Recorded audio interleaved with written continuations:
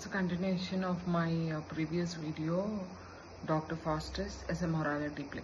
So here the religious personification of idea, that is personification may be the conceptualized as the aspiration of human being and also the attribution to inanimate the objects, concepts, etc. So this is what we discussed in the last previous video. So its roots are very deep into history and also the culture, includes usual myths of animals performing the characters. Routinely, populace ascribe man's feelings, thoughts, perceptions, merits of conduct to beasts and pets too. So here there exist many examples of personifications as being a literally instrument through the reference of the Bible. So Hebrews, New Testament, as well as in some of the other religious texts, God is a personification, not a person, undeniable interpretation, not the tyrant of any other world. If we fail to understand, we may not understand the religion or religious differences. So this is what the myth teaches.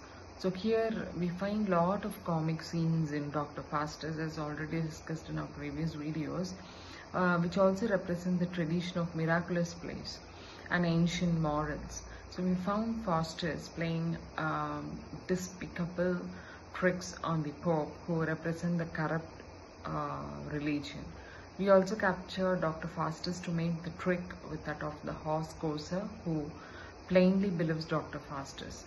So when he was overwhelmed for the magical horse, he at last realized the deceive of Dr. Faustus. So on the other hand, Dr. Faustus can also be regarded as a morality play. So it is also a mysterious play, it is also a morality play. Why? Because it is a didactic and holds a moral lesson. However, it does not thoroughly match with the medieval morality plays, but it also deals with the inner conflict of the hero in the play.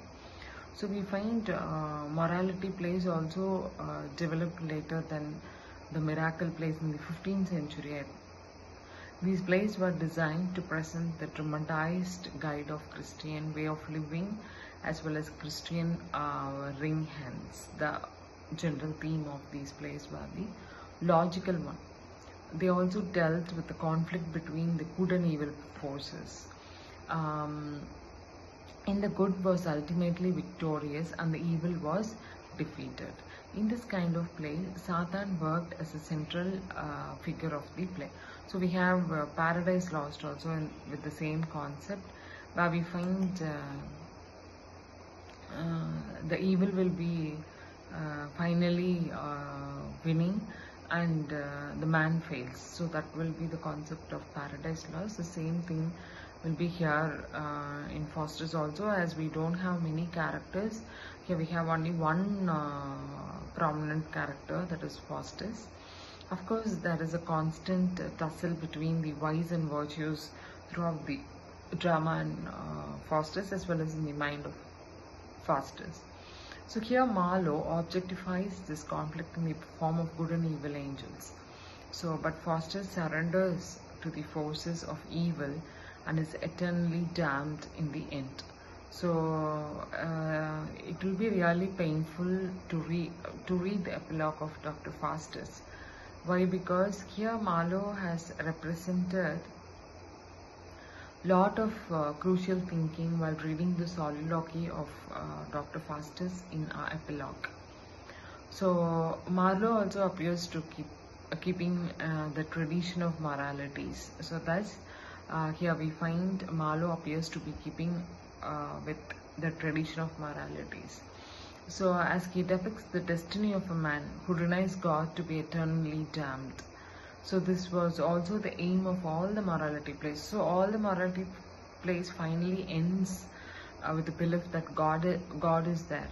So this was also the aim of all the morality plays, as well as to gain moral lessons. Thus Marlowe gives a perfect moral lesson, though the doom of Faustus.